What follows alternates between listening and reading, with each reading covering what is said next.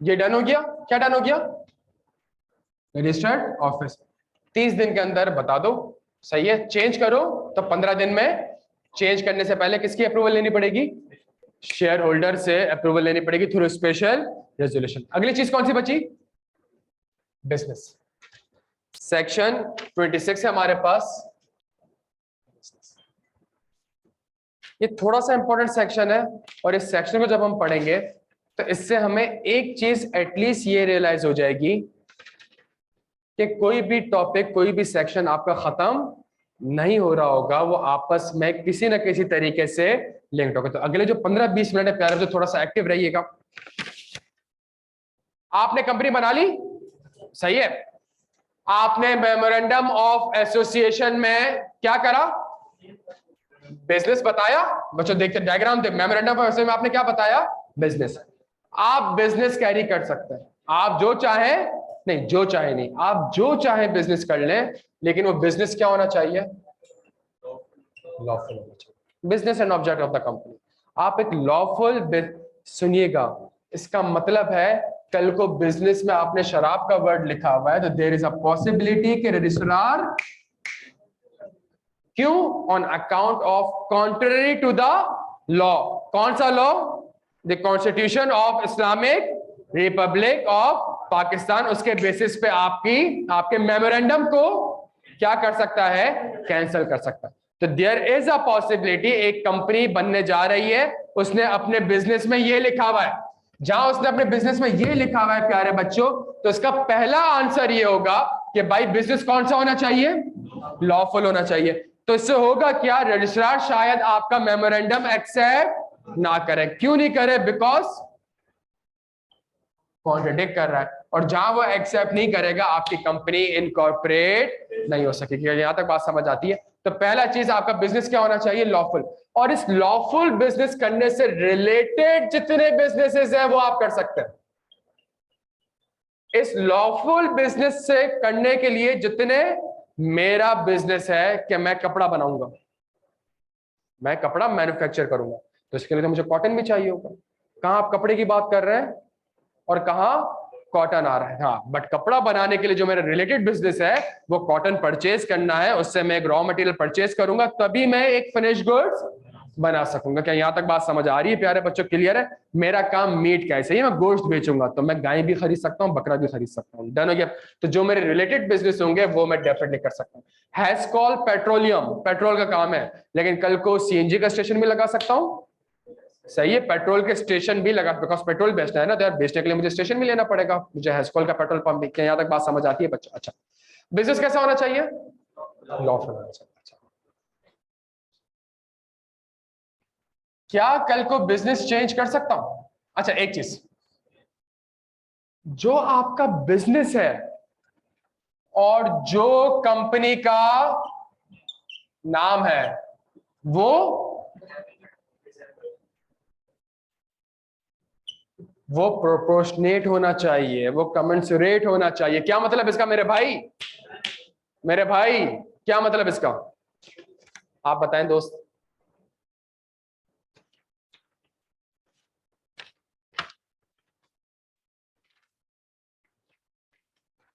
के electric, business electricity. सुई southern gas company. हैस्कॉल पेट्रोलियम लिमिटेड। क्या यहां तक? वो फौजी फर्टिलाइजर्स, तो जी वो फार्म उसको क्या काम कर रहे होंगे। क्या यहां तक बात समझ आती है? डीएचए, लेकिन डीएचए के वर्ड में भी डिफेंस हाउसिंग, तो इसका मतलब है कि हाउस का काम होगा। सुनिएगा मेरी बात,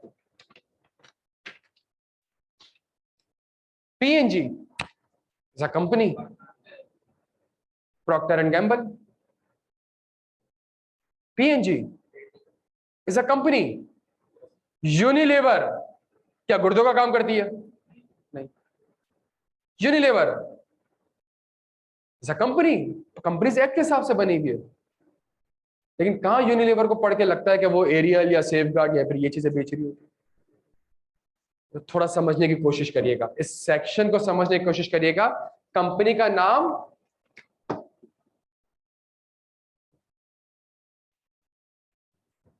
किसके साथ? बिजनेस कैसा होना चाहिए? ऐसा नहीं हो सकता कि आप टेक्सटाइल का बिजनेस कर रहे हैं और आपने नाम कंसल्टेंसी रख दिया, या आप कंसल्टेंसी का बिजनेस कर रहे हैं और आपने नाम टेक्सटाइल। ये नहीं होना चाहिए। हाँ, आपका जो बिजनेस है और जो नाम है वो आपस में कमेंसरेट करने चाहिए। रिजेंबल भी नहीं, रिजेंबल अगर कर फिर यूनिलीवर कैसे हो गया? सेक्शन को समझने की कोशिश करें। सेक्शन आपसे क्या कह रहा है कि आपका जो नाम होगा वो कमेंसरेट करना चाहिए किसके साथ? आपके बिजनेस के साथ। इसका मतलब है उसका ऑपोजिट नहीं होना चाहिए, उसका ऑपोजिट। ऐसा नहीं आप टेक्सटाइल का काम कर रहे हैं और आपने अपनी कंपनी में आपने क्या कहते हैं बिजनेस में पेट्रोलियम का वर्ड यूज कर लिया। नहीं, ये आपका नाम कमेंसरेट नहीं कर रहा आपके बिजनेस के साथ। यहां तक बात समझ आती है प्यारे बच्चों? अच्छा जी, ये भी इसका मतलब है, सुनिएगा, क्या मैं अपना बिजनेस भी चेंज कर सकता हूं? आप समझ रहे हैं, लॉ की एक ही लय है भाई। ये हो सकता है कल को चेंज करना होगा। कल को अगर चेंज करना होगा प्यारे बच्चों, तो एक चीज चेंज से पहले होगी, एक चीज चेंज के चेंज करना है किसके पास जाना पड़ेगा? जबरदस्त प्यारे बच्चों। और चेंज करने के बाद किसको बताना पड़ेगा? रजिस्ट्रार को बताना पड़ेगा। रजिस्ट्रार को क्यों बताना पड़ेगा? बिकॉज जब कंपनी रजिस्टर करने जा रहे थे तब भी तो उसको बिजनेस बताया था ना। तो कल को यहाँ पे कोई भी चीज चेंज करने जाओगे, रजिस्ट्रार को बताना पड़ेगा प्यारे बच्चों। जब रजिस्ट्रार को बताऊंगा कि मैं अपना बिजनेस चेंज कर चुका हूं, रजिस्ट्रार अब इस सेक्शन को वापस से अप्लाई करेगा। अब रजिस्ट्रार इस सेक्शन को वापस से अप्लाई करेगा कि जो नया बिजनेस है और जो नाम है, क्या वो दोनों आपस में? और अगर उसको नहीं लगेगा तो वो आपसे कह सकता है, क्या कह सकता है? चेंज करने क्या गया था? बिजनेस। और कल को आपसे क्या कह सकता है? क्या चेंज कर दो? नाम चेंज कर दो, बिकॉज तुम्हारा बिजनेस तुम्हारे नाम से कमेंसरेट नहीं कर रहा। क्या यहां तक बात समझ आती है? और ऐसा होता है, मैं आपको एग्जांपल देता हूं। एक कंपनी का नाम नहीं लूंगा, प्राइवेट कंपनी थी, सही है? ये सुनिएगा बच्चों, बड़ी इंपॉर्टेंट। कंपनी का नाम नहीं ले रहा। कंपनी का बिजनेस क्या था? एक प्लांट मंगाया और उससे इलेक्ट्रिसिटी बनानी थी। एक प्लांट बनाया और उससे दोस्त क्या बनानी थी? इलेक्ट्रिसिटी। प्लांट मंगाया, प्लांट में कोई ऐसा टेक्निकल इश्यू आया कि वो प्लांट ने इलेक्ट्रिसिटी प्रोड्यूस करी नहीं। उन्होंने सोचा, सीवीयू की साइड पे ये कंपनी थी, प्लांट भी उधर ही लगा रहता है। उन्होंने सोचा यार अगली जो जंग है ना वो ऑयल के ऊपर है, ना वो गोल्ड के ऊपर है, वो तो पानी के ऊपर होगी। अगली जो जंग होगी वो पानी के ऊपर होगी। तो क्यों ना यार इस प्लांट को मॉडिफाई करके क्या करें? पानी को। आपको पता है उस एरिया में पानी है ही नहीं, तो क्यों ना हम उसको प्लांट। बच्चों अब क्या करने जा रही है? अपना बिजनेस चेंज करने। जहां बिजनेस चेंज, नाम में पहले इलेक्ट्रिसिटी आ रहा था, नाम में पहले इलेक्ट्रिसिटी आ रहा था। अब जब बिजनेस चेंज कर रही है तो नाम इलेक्ट्रिसिटी, काम पानी। प्यारे बच्चों यहाँ पे रजिस्ट्रार आपसे कह सकता है क्या करना है? नाम चेंज करना। और जहां रजिस्ट्रार आपसे कहेगा नाम चेंज करना है प्यारे बच्चों, फौरन से कौन सा सेक्शन अप्लाई हो जाएगा? सेक्शन 11 रेक्टिफिकेशन का अप्लाई हो जाएगा। और जहां नाम चेंज करने जाएंगे प्यारे बच्चों, कौन सा सेक्शन अप्लाई हो जाएगा? Section 12 change of name. फिर उसके लिए भी आपको क्या लेना पड़ेगा? स्पेशल रेजोल्यूशन लेना पड़ेगा। मेरे भाई क्या यहां तक बात समझ आती है? इसमें एक चीज है, बिजनेस मेरे 3 किस्म के हैं। बिजनेस मेरे 3 किस्म के हैं, तो भाई नाम कौन सा रखूं? तीनों के नाम डाल दूं? इलेक्ट्रिसिटी, गैस एंड विंड, ये तीनों नाम डाल दूं? नहीं, जो आपका मेन बिजनेस से कैसे बताया? Principal line of business. और प्रिंसिपल लाइन ऑफ बिजनेस की डेफिनेशन क्या है? इन तीनों में से सब्सटेंशियल एसेट या सब्सटेंशियल रेवेन्यू जो ज्यादा होंगे वही आपका प्रिंसिपल लाइन ऑफ। एक कंपनी है जो कि इलेक्ट्रिसिटी भी बनाती है और पानी भी बनाती है, और पानी को भी क्रिस्टल करती है, पानी को भी साफ करती है, तो उसके कितने बिजनेस हो गए? 2 बिजनेस हो गए। पानी, इलेक्ट्रिसिटी भी बनाती है और पानी, 2। तो भाई अब मैं क्या नाम रखूं? इलेक्ट्रिसिटी का नाम नहीं, आपका प्रिंसिपल बिजनेस क्या है वो कैसे डिटरमाइन करेंगे कि आपका इलेक्ट्रिसिटी से रेवेन्यू कितना है और वाटर से रेवेन्यू कितना है? अच्छा, और अगर प्लांट है तो कितने एसेट आपका इलेक्ट्रिसिटी से पर्टेन करते हैं, कितने एसेट्स आपके वाटर से पर्टेन करता है। इन दोनों में से जो सबसे ज्यादा होगा प्यारे बच्चों वो आपका प्रिंसिपल बिजनेस कहलाएगा। क्या यहां तक बात समझ आती है प्यारे बच्चों? अच्छा जी। Business and objects of a company, section 26, जल्दी से आ जाए।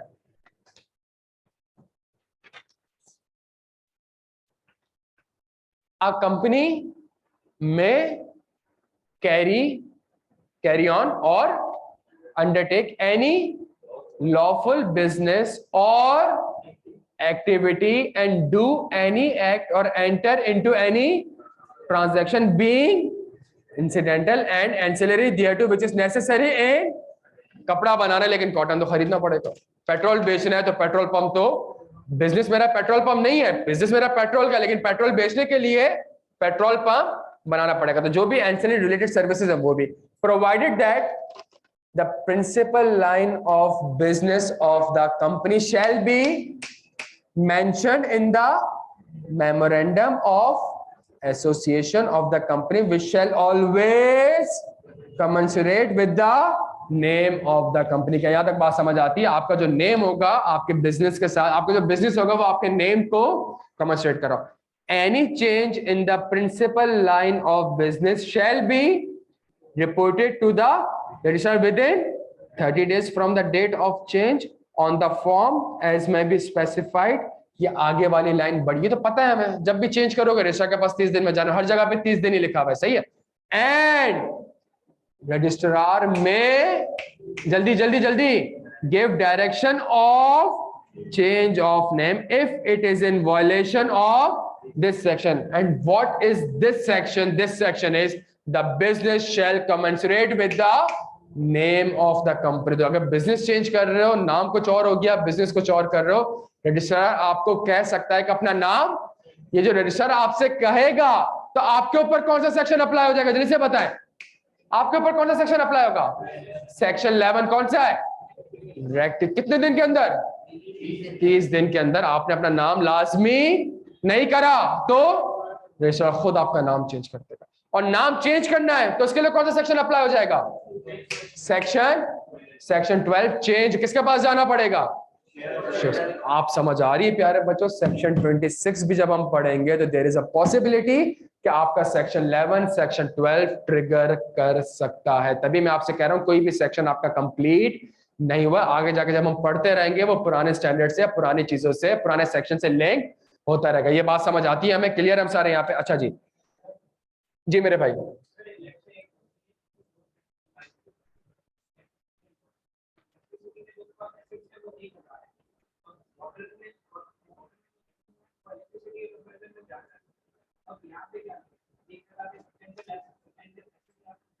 Whichever is higher, whichever is higher.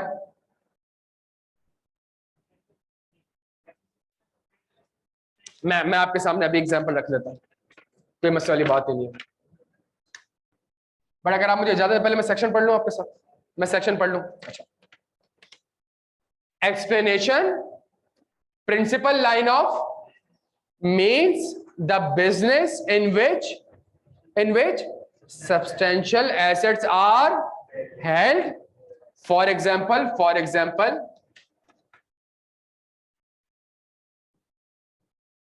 Electricity, दूसरा कौन सा था हमारा? वाटर। सही है। पहली चीज क्या आ गई? एसेट। कंपनी के टोटल एसेट्स कितने हैं? 100 रुपए के। उसमें से इलेक्ट्रिसिटी से कितना परसेंट पर्टेन करता है? 60। वाटर से कितना परसेंट पर्टेन करता है? 40। डन हो गया ये। अच्छा, principal line of business means the business in which the substantial assets are held. आपका आंसर भाई, कंपनी का नाम किससे कॉम्पेंसेट करना चाहिए? किससे? इलेक्ट्रिसिटी से। ये आपका आंसर आज, ये आपका नाम किससे कॉम्पेंसेट करना चाहिए? Principal line of. And what is principal line of business? जिसमें मेरे पास इन विच सब्सटेंशियल 40 बड़ा है, 60 बड़ा है, 60। डन हो गया यहाँ पे। तो अभी हमने क्या कंक्लूड करा? इलेक्ट्रिसिटी। आगे वो कहता है और substantial revenue is earn or likely to be earn by a company whichever is higher. अब मैं रेवेन्यू को सामने रखता हूं तो रेवेन्यू इसका 30% है, इसका 70% है। अब अगर मैं रेवेन्यू के बेसिस पे देखूं तो कौन जीत रहा है? वाटर। तो एसिड के बेसिस पे देखूं इलेक्ट्रिसिटी, रेवेन्यू के बेसिस पे देखूं 60 बड़ा है कि 70 बड़ा है? 70। विच एवर इज हायर, आप वाटर के नाम से अपनी कंपनी का नाम लो।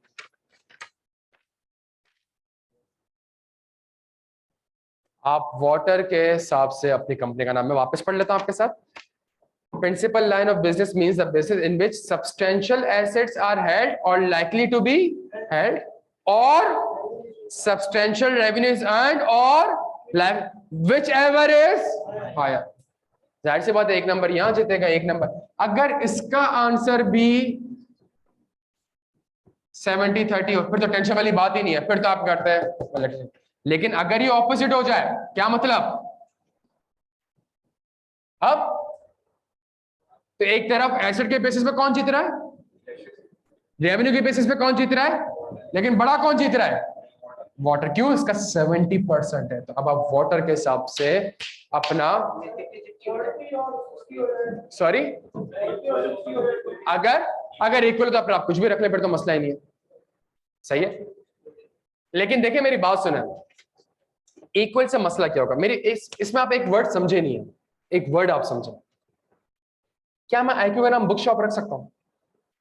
नहीं। क्यों? बुक भी तो बिजनेस है। एक फोटोकॉपी है जो कि इसके अगेंस्ट है, एक रूम है, और कुछ प्रिंटर के पेजेस वगैरह। समझ आ रही? ना एसेट सब्सटेंशियल है, ना उससे मेरा सब्सटेंशियल रेवेन्यू जनरेट होता है। क्या यहाँ तक बात समझ आती है? यहाँ पे एक वर्ड लिखा हुआ है मेरे भाई, means a business in which substantial asset are held or likely to be held का क्या मतलब है? Red T shirt.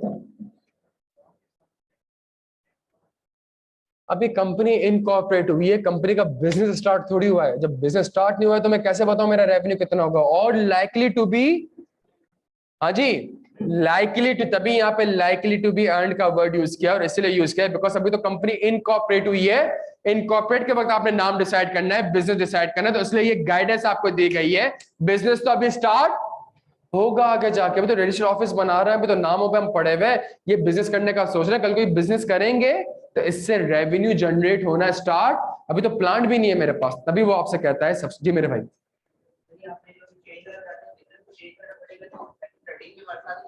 सॉरी,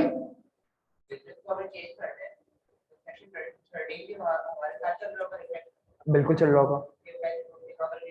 जहां नाम चेंज कर रहे हो और वो अब नया नाम, जहां बिजनेस चेंज कर रहे हो, नया बिजनेस कमेंसरेट नहीं कर रहा किसके साथ? नाम के साथ। तो इसका मतलब रजिस्ट्रार कल को आपसे कह सकता है नाम चेंज करो, रजिस्ट्रार नहीं भी कहता, आप खुद चाहे तो अपना नाम चेंज कर सकते हैं, स्पेशल रिजर्वेशन पास करके।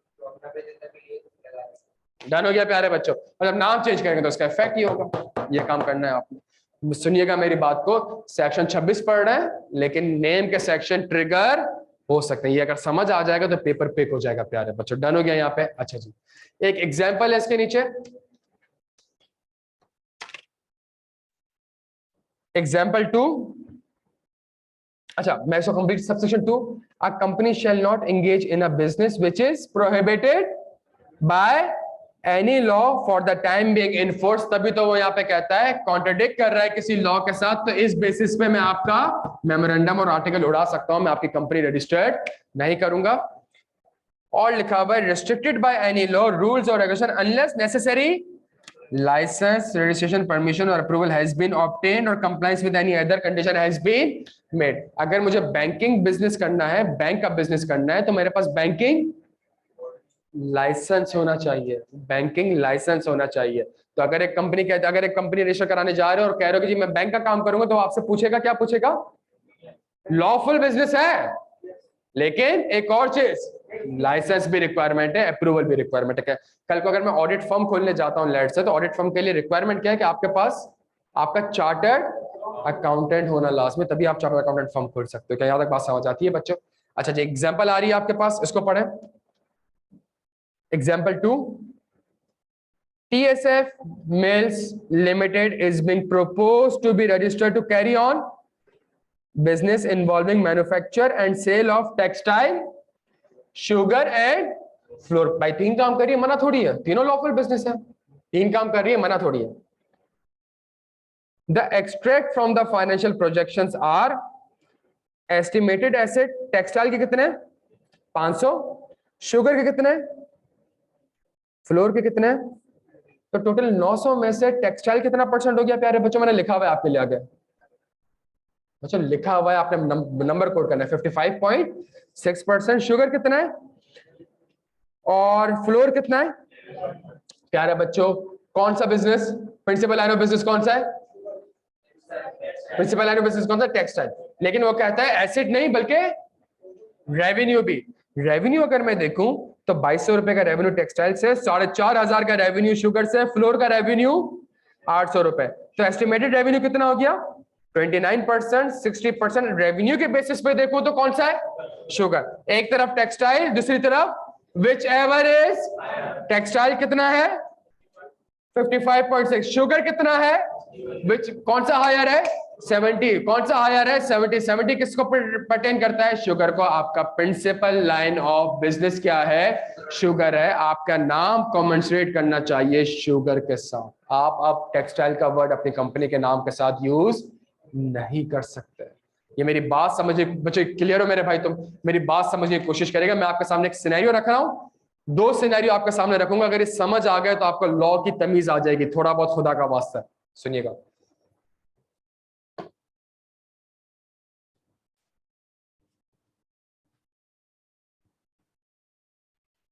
पहली चीज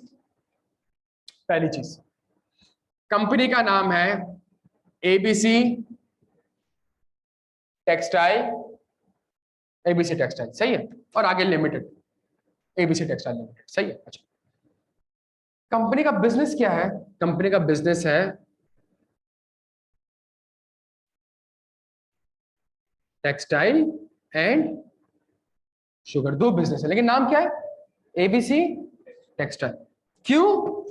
इसलिए बिकॉज अगर मैं एसेट को देखूं तो 70% टेक्सटाइल से पर्टेन करता है, 30% शुगर से।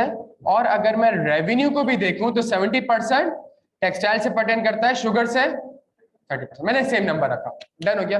ये सारी बातें बताई गई हैं, ये सारी बातें बताई गई हैं कब तक की? 2022 तक की। आप सबको पता है 22 में हालात चेंज हो चुके हैं, टेक्सटाइल बंद हो चुकी है। पता है ना आपको? Textile, all Pakistan textile mills of association of Pakistan बैठ कर एहतजाज कर रहे हैं कि अगर हमारे पास गैस नहीं है, अगर हमारे पास इलेक्ट्रिसिटी नहीं है, इंपोर्ट पे बैन लगाया हुआ है, एलसीज हमारी क्लियर हो नहीं रही है, फ्लड आया हुआ है, सारा कॉटन आपका तबाह हो चुका है, फसलें तबाह हो चुकी है, मैं बनाऊं कैसे टेक्सटाइल? आगे मैंने कॉन्ट्रैक्ट किया हुआ है, वो कॉन्ट्रैक्ट में मुझे पेनल्टी लग रही है, मैं तो बैंक में। ये हाल हुआ है हमारे पाकिस्तान का, आपको पता है? अच्छा जी, अब ये कब तक का था? 2000, यहां पे लिख दूं 2022।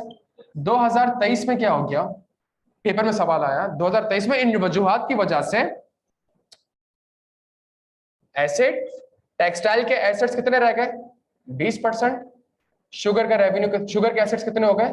80। और रेवेन्यू 20% रह गया, शुगर का रेवेन्यू कितना हो गया? 80। जो होगा ना भाई, जब टेक्सटाइल बिकेगा नहीं, रेवेन्यू ऑटोमेटिकली कम हो जाएगा। जब न्यूमरेटर में से एक चीज कम हो जाए तो ऑटोमेटिकली शुगर वाला ज्यादा हो जाएगा। क्या यहां तक बात समझ आती है प्यारे बच्चों? अच्छा, ये यार समझ आता ही है। पेपर में सवाल आया 2023 में, इक्वेशन ये हो चुकी है, बताएं कंपनीज एक्ट की रेगुलेशन अप्लाई करें। मैडम आप, प्रिंसिपल लाइन ऑफ बिजनेस क्या हो चुका है? चेंज हो चुका है। जहां principal line of business change हो रहा है या चेंज होने जा रहा है, किसकी अप्रूवल लेनी पड़ेगी और किसको इन्फॉर्म करना पड़ेगा? अप्रूवल लेनी पड़ेगी शेयर होल्डर की। किसके पास जाना पड़ेगा? रजिस्ट्रार के पास जाऊंगा। तो नाम कौन सा नाम लेके जा रहा हूं और बिजनेस कौन सा है? क्या ये कॉमनसेट कर रहा है? तो रजिस्ट्रार आपको क्या कहेगा? नाम। जहां वो नाम चेंज करने को कहेगा, इट मींस आपको नाम क्या करना पड़ेगा?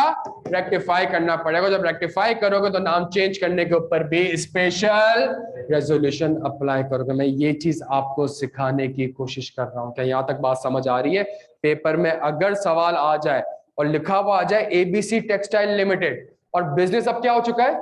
शुगर का हो चुका है, तो इसका मतलब है आपका नाम ही आपके बिजनेस के साथ कॉमनसरेट, बिकॉज अब आपका principal line of business textile नहीं है बल्कि principal line of business sugar है, जहां प्रिंसिपल लाइन ऑफ बिजनेस आपका शुगर हो चुका है प्यारे बच्चों, बिजनेस तो चले चेंज हो गया, रजिस्ट्रार को कम्युनिकेट कर दें, लेकिन अपना नाम भी क्या करना पड़ेगा, बिजनेस के चेंज होने की वजह से नाम चेंज करना पड़ेगा। ये सेक्शन आपके पास अप्लाई हो जाएंगे मेरे प्यारे बच्चों। कोई सवाल मेरे भाई आपका? जी मेरे भाई। सॉरी,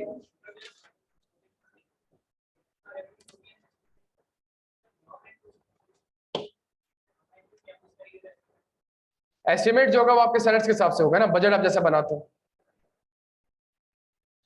हाँ जी, सॉरी, देखिए एस्टिमेटेड है ना यार, ऐसा हो नहीं सकता ना कि चारों चीजें आपकी क्या कहते हैं 50-50 हो। अगर एक हाइपोथेटिकल अजम्पशन है कि लेट से 50-50 हो भी जाए, तो फिर एज अ इंडिविजुअल आपने ये कंपनी किस चीज के लिए बनाई थी? आपने कंपनी, तो वो प्रिंसिपल लाइन ऑफ बिजनेस आप रख लें, कोई मसला थोड़ी है। जो आपने क्यों बना, प्राइमरीली आपने क्यों बनाई थी ये कंपनी? प्राइमरीली आपने इस वजह से बनाई थी, इस वजह से बनाई थी, आप ये रखें। डन, हाँ ना भाई। कौन? हाँ हाँ, तो करना पड़ेगा, बिल्कुल बिल्कुल, नाम तो चेंज करना पड़ेगा। तो ऐसे बिजनेस में घुसे क्यों हो तुम? तुम्हारे अंदर भी तो मस्ती है। सॉरी, बिजनेस है ना, लोग चलाते हैं यार, आप समझने की कोशिश। मैं सिंपल से माइक्रो स्कूल ऑफ फाइनेंस का आज नाम चेंज कर दूं, फर्क पड़ेगा हमें? हमें कोई फर्क नहीं पड़ेगा। टीचर ही चेंज हो जाए, बड़ा सा आई क्यों रहा है, टीचर ही चेंज हो जाए, टीचर छोड़कर चला जाए, सिग्निफिकेंट फर्क पड़ेगा। तो बिजनेस भी ऐसी चीज होती है, नाम थोड़ी इतना मैटर करता है यार। यार तुम्हारा मतलब, तुम्हारा नाम क्या है? तुम यार सीए नहीं कर सकते नहीं यार, या तुम सीए कर सकते हो नहीं, नाम पे थोड़ी डिपेंडेंट होती है चीजें यार। सॉरी,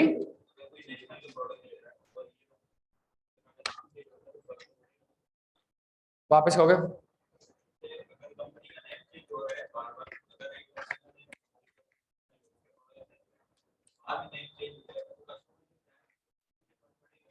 बट नेशनल का अगर आप बिजनेस देखें तो है तो मसाले का ही बिजनेस ना, तो उसके उसके नाम के साथ तो कमेंसरेट कर ही रहा है ना, फिर मसला क्या है?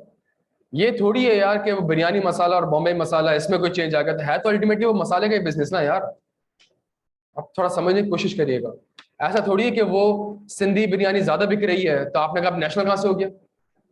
नेशनल कहां से हो गया भाई? अब तो ये लोकल, तो भाई आपका नाम नहीं, ये नहीं होगा ना मेरे भाई। तो आप एक कॉमन सेंस भी अगर अप्लाई करेंगे, जो कंपनी का बिजनेस का नाम रखा हुआ होगा वो ऐसा होगा जो कि वो इन बिजनेसेस को कॉप कर सकता होगा। मैं आपके सामने एक इलस्ट्रेशन ये पेश कर रहा हूं कि ये हालात की वजह से अगर आप अपना बिजनेस आपका चेंज हो रहा है, तो अब आपका जो नाम है, नाम क्या रखा था? आप कह रहे हैं आपकी गुडविल में फर्क आएगा, मैंने एग्जाम्पल ही ऐसे स्टार्ट करी है कि आपका तो टेक्सटाइल बिक ही नहीं रहा, कॉटन है नहीं, सैलाब आया हुआ है, इंपोर्ट पे बैन लगा हुआ है, $10,000 की एलसी निकल रही है मल्टीनेशनल्स की, ऑडिट करता हूं, $10,000 की एलसी निकल के दे रहे हैं। समझ आ रही है बात यहाँ पे? एक और चीज मेरी सुनने में क्लास बच्चों, यहां तक बात समझ आती है? अगेन पुराना रिवाइज करके आओ प्यारे बच्चे, बार बार हम डायग्राम बनाते हैं सिर्फ इसलिए ताकि आपको चीजें आपस में देखें कैसे लिंक्ड है, लॉजिक आपके समझ में आएगी, तो इंशाल्लाह आपको चीजें रिटेन भी रहेगी, और वो जितना आपको घुमा ले, प्लस मैंने भी घुमाना है, बहुत से सवाल कराना है। ये आप एक चीज सुनिएगा, ये तीनों चीजें पढ़ ली बच्चों? आ जाए जल्दी यार। नहीं, नेम, बिजनेस, रेशियो ऑफ, तीनों पढ़ ली ना यार? पढ़ ली। ये तीनों चीजें कहां लिखी हुई होती हैं? इसके अंदर memorandum of article, memorandum of के 3 कंटेंट हमने पढ़ लिए। इन तीनों के ऊपर गाइडेंस दी हुई है, इन तीनों के ऊपर चेंज करने का तरीका बताया हुआ है भाई। नाम चेंज करना, ऑफिस चेंज करना, बिजनेस चेंज करना बताया हुआ है। अच्छा सुनिएगा, एक तो ये सेक्शन है, एक और सेक्शन है, क्या? जल्दी बता दें, मेमोरेंडम को चेंज करने का तरीका क्या होगा, और उसके अंदर जल्दी जल्दी जल्दी, यही बातें आ रही हूं उसके अंदर, यही। और जो चीजें होल्ड पे रखाई थी उसका आंसर यहां से नहीं मिलेगा, उसका आंसर कहां से मिलेगा? Memorandum of association, alteration of memorandum of association. What is memorandum of association? A document which contains the name, which contains the province in which the registered office is situated, which contains the principal line of business. इन तीनों के बारे में guidance, इन तीनों के बारे में changes companies act के सेक्शन। लेकिन कल को मेमोरेंडम ऑल्टर करना है तो उसके ऊपर भी एक सेक्शन है जो कि हम इंशाल्लाह अगली क्लास में पढ़ेंगे। जब अगली क्लास में पढ़ेंगे तो अब तक जितने आंसर्स हमने बनाए वो सिर्फ इनके रिस्पेक्टिव सेक्शन से नहीं ड्राफ्ट होगा, बल्कि मेमोरेंडम ऑफ एसोसिएशन अगर ऑल्टर हो रहा होगा तो एक आंसर वहां से भी ड्राफ्ट होगा। आपसे रिक्वेस्ट ये है कि आपने अगली क्लास में जितने भी हैंड आउट्स हैं वो सारे के सारे लेके आने हैं। बच्चों डन हो गया? तो हम क्लास यहाँ पे ऑफ कर रहे हैं, बिकॉज नमाज का ब्रेक दे, 6 बजे वापस आए, फिर 10 मिनट वापस मगरिब हो। क्लास हम यहाँ पे ऑफ कर रहे हैं प्यारे बच्चों, रिवाइज करके आएगा, इंशाल्लाह मुलाकात होती है।